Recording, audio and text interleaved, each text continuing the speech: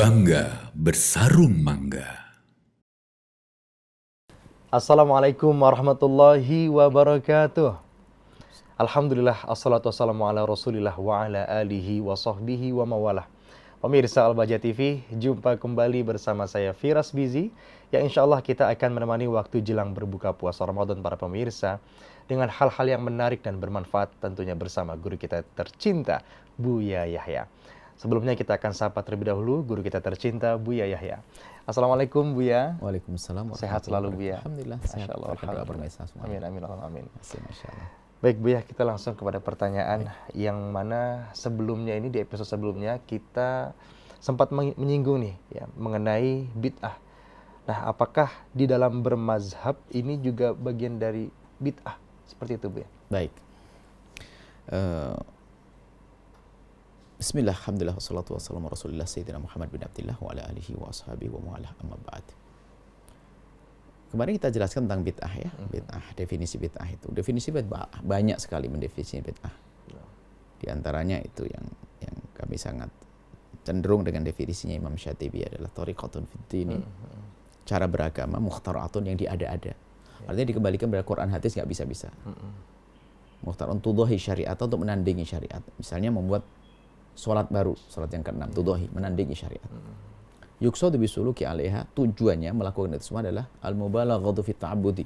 Tujuannya adalah pokoknya dia pengen, wah aku kurang ibadahnya. Aku ini, ada tujuan itu. Makanya kalau orang melakukan ibadah, tapi bisa dikembalikan kepada hadis Nabi. Biarpun dimasukkan umum, dalil umum, maka tidak akan disebut sebagai bid'ah. Misalnya, kalau orang saya ingin membuat sholat yang ke-6, nggak bisa dikembali Quran hadis, nggak ketemu. Tapi kalau kita tadi kemarin kalau kita contohkan, kalau saya ingin berkumpul membaca zikir, ya bisa dimasukkan dalam dalil umum, zikir dianjurkan. Jangan dikatakan kumpul berzikir lalu bid'ah, nggak bisa itu. Karena di situ adalah mukhtara'atun dibuat-buat, nggak ada dikembalikan kepada Al-Quran hadis, nggak bisa biarpun mulai dalil umum. Tujuannya pun adalah aku nggak puas kok ibadah kok cuma gitu tok. Saya ingin ini mubalaghah ta'abbudi. Sehingga kalau kita punya rambu-rambu ini nggak gampang kita mengatakan ini bid'ah. Sehingga di saat mengetahui sesuatu amalan yang diduga bid'ah itu kita cek lagi. Ternyata banyak selama ini amalan yang diduga oleh sebagian hamba Allah itu bid'ah, padahal ada hujahnya, ada dalilnya. Nah ini bahaya sekali sebagian orang yang dikit-dikit pakai senjata bid'ah untuk memenggal orang, memangkas orang, ini bid'ah. Termasuk diantaranya bermadhab adalah bid'ah, ajib. Ini juga pernah kita dengar bermadhab adalah bid'ah. Karena orang nggak perlu bermadhab, kan kita perlu bahasanya adalah bahasanya istimewa. Kembali kepada kitab dan sunnah.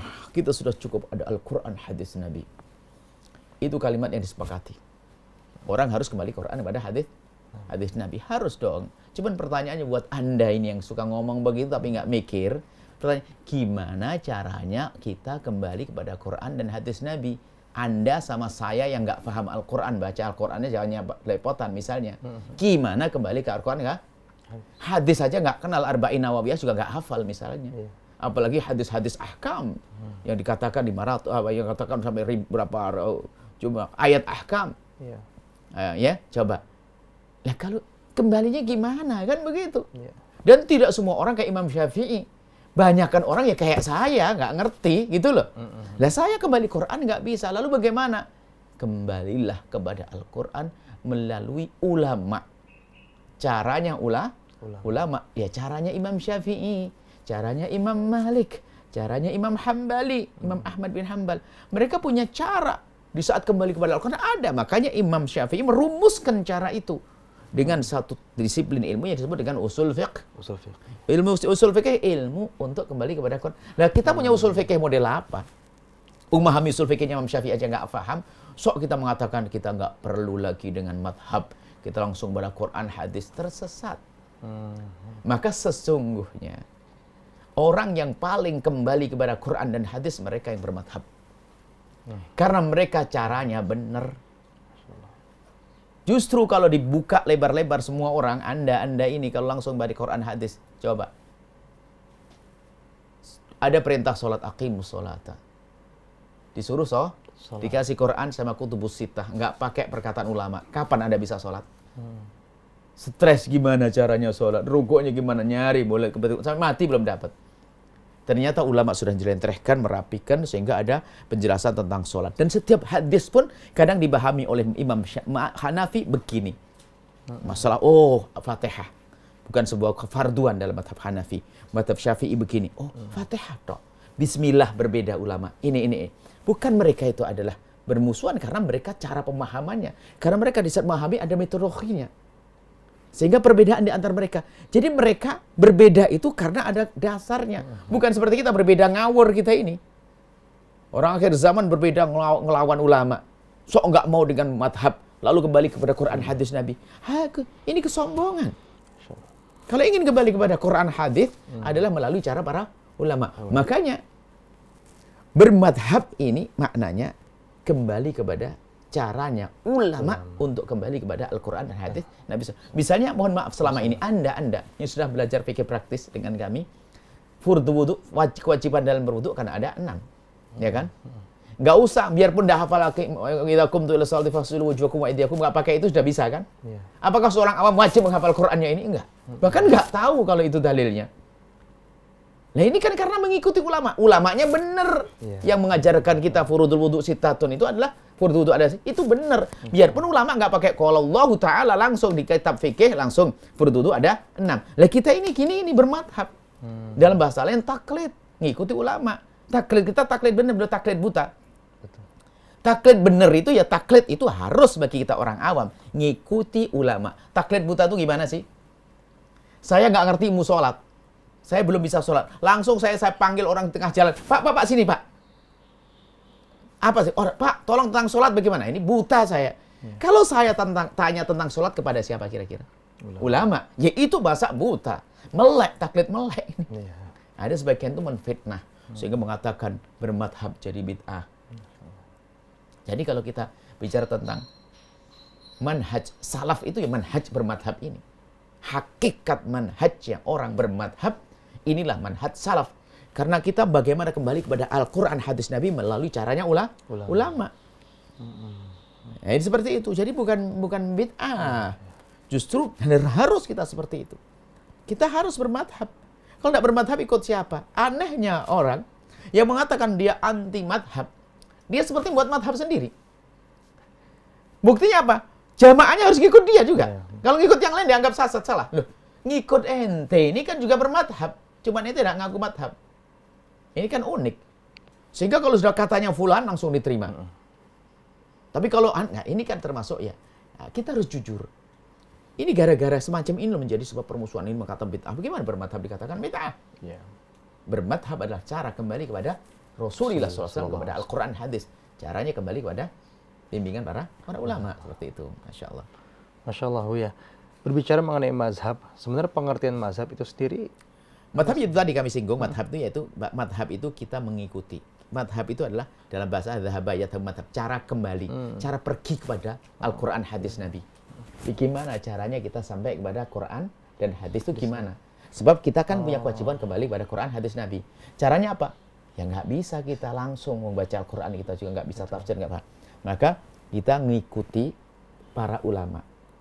Makanya kalau kita ngikuti Imam Syafi'i, yang ilmu Imam Syafi'i dijelaskan oleh muridnya, disebarkan sehingga menjadi madhab Syafi'i. Kita kembali kepada Quran hadis melalui caranya Imam Syafi'i. Cara, biarpun di dalamnya ada perbedaan. Di dalam madhab saya ada perbedaan. Tapi perbedaan ini tetap dasarnya, caranya sama yang dibawa oleh Imam Syafi'i. Itu sebetulnya. Bukan sebuah bid'ah, bukan sebuah kesesatan. Baik.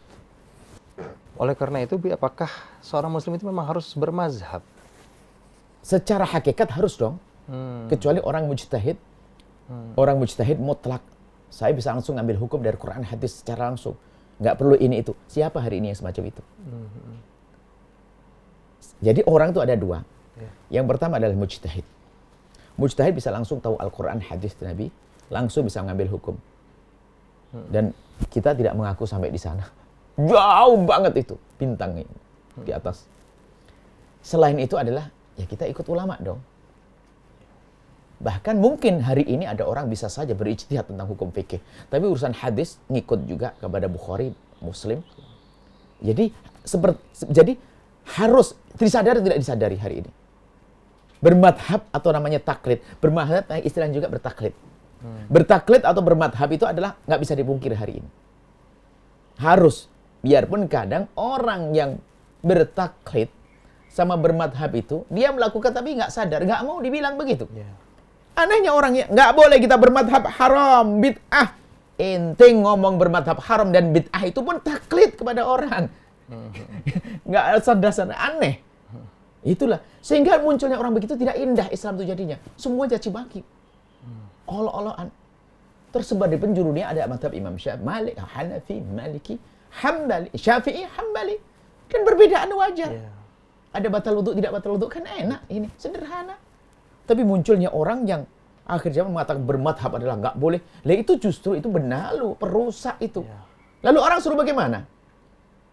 Anda tidak sah sholat Anda kecuali hanya mengikuti ulama. Harus Quran hadis Nabi, nggak bisa sholat. Sederhananya kan begitu. Nah, cuman kadang begini. Perbedaannya adalah mereka mengatakan kita keluar dari taklid cukup tahu Quran, tahu dalilnya ini. Tahu dalilnya ini maka saya sudah tidak taklid lagi. Itu hanya karena perasaan aja, perasaan dia ngerti dalil. Padahal dia ngerti tanya, hadis ini sahih atau tidak sahih. Bagaimana pemahaman tentang hadis kok dari ini? Apakah tidak ada hadis yang bertentangan dengan ini atau tidak?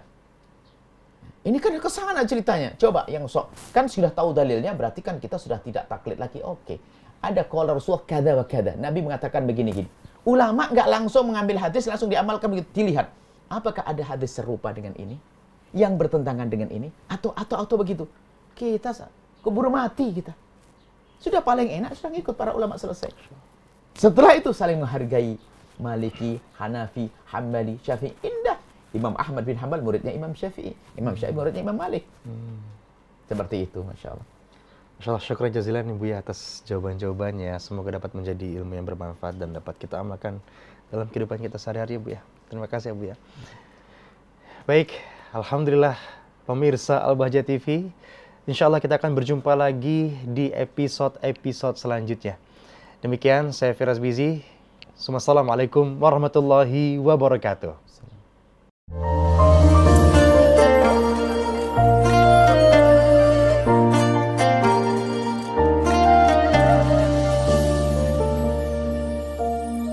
Sarung mangga, sarung kebanggaan kita. Bangga bersarung mangga.